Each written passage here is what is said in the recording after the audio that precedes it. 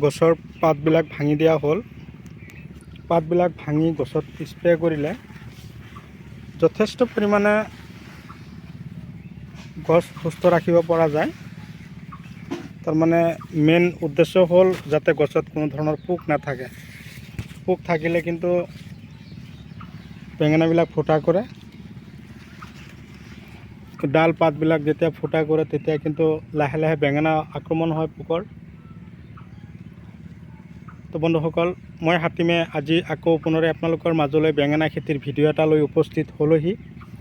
আশা কৰোঁ আপোনালোকে মোৰ ভিডিঅ'টো স্কিপ নকৰিব, আৰম্ভণিৰ পৰা শেষলৈকে নিশ্চয় চাব। তো বন্ধুসকল, এই বেঙেনা খেতি, বৰ্ষাকালীন এই বেঙেনা খেতিৰ লাভালাভ যথেষ্ট পৰিমাণে আছে। কথা হ'ল আমি এই খেতি কৰিব লাগিব কেনেকৈ, খেতি কৰিবলৈ হ'লে আমি গোবৰ সাৰ কিমান দিব লাগিব, ৰাসায়নিক সাৰ কিমান দিম, প্ৰতি বিঘাত ছুপাৰ ফছফেট, DAP, ইউৰিয়া এইবিলাকৰ পৰিমাণ মই আপোনালোকক আজিৰ এই ভিডিঅ'টোৰ মাজত জনাই দিম। তাৰ লগতে কি মেডিচিন দিলে বেঙেনা গছৰ বেঙেনাবিলাক পোকে ফুটা কৰিব নোৱাৰিব। তো আজিৰ এই ভিডিঅ'টোৰ মাজেদি আপোনালোকে সম্পূৰ্ণ কথাখিনি জানিব পাৰিব। যদি আপোনালোকে মোৰ ভিডিঅ'টো ফেচবুকত চাই আছে তেনেহ'লে মোৰ পেজটো ফ'ল' কৰিব, আৰু যদি মোৰ ইউটিউব চেনেলত চাই আছে তেনেহ'লে মোৰ চেনেলটো ছাবস্ক্ৰাইব কৰি কাষত থকা বেল ঘণ্টিটো লাহেকৈ বজাই দি আপোনালোকে মোক আগুৱাই যোৱাত সহায় কৰিব। তো বেঙেনা যিটো খেতি কৰি মানুহে যথেষ্ট পৰিমাণে টকা উপাৰ্জন কৰি আছে, আমি যাতে অযথা সময় নষ্ট নকৰি আমিও খেতিৰ লগত জড়িত হৈ যাতে আমি খেতি ভালদৰে কৰি আগুৱাই যাব পাৰোঁ, মই তাকে কামনা কৰিছোঁ। প্ৰথমতে বেঙেনাৰ গুটি আপোনালোকে উন্নত ধৰণৰ গুটি ক্ৰয় কৰিব।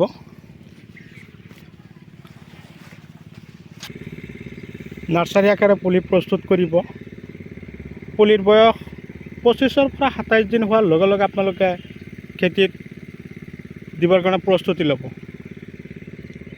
এটা পুলিৰ পৰা আৰু এটা পুলিৰ দূৰত্ব ৰাখিব 2 হাত, শাৰীৰ পৰা শাৰীৰ দূৰত্ব 2 হাতকৈ ৰাখি আপোনালোকে লগাই শেষ কৰিলে।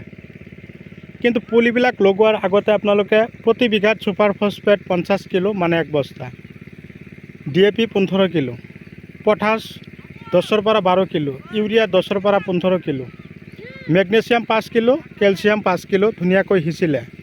লগতে একেবাৰে লাষ্ট মুহূৰ্তত প্ৰতি বিঘাত 5-ৰ পৰা 7 কিলো চূণ সিঁচি ল'ব। মাটিত থকা যিটো আইৰণ যাতে বেঙেনা গছৰ কোনো ক্ষতি কৰিব নোৱাৰে তাৰ কাৰণে চূণ সিঁচি ল'ব। তাৰপিছত আপোনালোকে লগোৱাই শেষ কৰিলে। এতিয়া লক্ষ্য কৰক, আপোনালোকে যে চাই আছে অন কেমেৰাৰ মাজত পুলিবিলাক, এটা পুলিও পোকে আক্ৰমণ কৰিব পৰা নাই, বা এটা পুলিৰ পাতো হালধীয়া বা কোচ খোৱা হোৱা নাই। তাৰ কাৰণে আমি কি ধৰণৰ মেডিচিন আৰু কি ধৰণৰ ফাৰ্টিলাইজাৰ দিওঁ। তো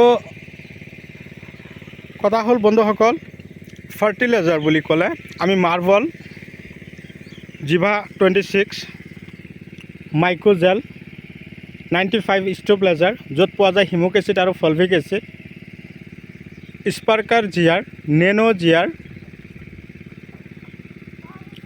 ভিটামিনৰ ক্ষেত্ৰত দিওঁ আমি Biovita, triple booster L, image, pickup, ৰজোটা, চাই পাৱাৰ প্লাছ। মেডিচিন নাগাঘাট, দাদাঘাট, বায়'ম পাৱাৰ, তাৰপিছত আছে পকেট। লগতে আমি দিওঁ বায়'ড'জ, চেম'ডিছ, গ্ৰেচিয়া। এই ধৰণৰ মেডিচিন যদি আপোনালোকে বেঙেনা খেতিত ইউজ কৰিব পাৰে তেনেহ'লে আপোনালোকৰ বেঙেনা গছত আৰু কোনো ধৰণৰ সমস্যা নাপাব। ভিডিঅ' চাই কেনে পালে কমেণ্ট কৰিবলৈ নাপাহৰিব। কথা হ'ল, আমাৰ কৃষক বন্ধুসকলে অতি কষ্টৰ মাজেদি খেতি কৰি আগুৱাই গৈ আছোঁ। ইমান কষ্ট কৰি খেতি কৰাৰ উপৰিও যেতিয়া পোকে আমাৰ খেতিবিলাকৰ নানান ধৰণৰ সমস্যাৰ সৃষ্টি কৰিব, তেতিয়া আমাৰ সকলোৰে নিশ্চয় বেয়াই লাগিব। সেইকাৰণে মই আপোনালোকক কওঁ, খেতি কৰিব ঠিকে আছে, খেতিৰ ওপৰত ভালদৰে গুৰুত্ব দিব। খেতি যদি আপোনালোকে ভালদৰে কৰি আগুৱাই যাব পাৰে তেনেহ'লে চাব বহুত টকা আপোনালোকে ইনকাম কৰিব পাৰিব। আৰু অযথা যাতে সময় নষ্ট নকৰে, আপোনালোকে খেতিৰ লগত জড়িত হৈ থাকে, আপোনালোকে চাব আপোনালোকে ছাকচেছ হ'বই হ'ব। তো বন্ধুসকল, যদি আপোনালোকৰ ভিডিঅ' চাই ভাল লাগিছে, আপোনালোকৰ মূল্যৱান আঙুলিৰ এটা লাইক দি দিব। যিমান পাৰে আপোনালোকৰ লগত বেলেগকো চাবৰ কাৰণে মোৰ ভিডিঅ'টো শ্বেয়াৰ কৰি দিব। আজিলৈ মই এইখিনিতে অন্ত মাৰিছোঁ। পৰৱৰ্তী ভিডিঅ'ত পুনৰাই লগ পাম। Bye bye.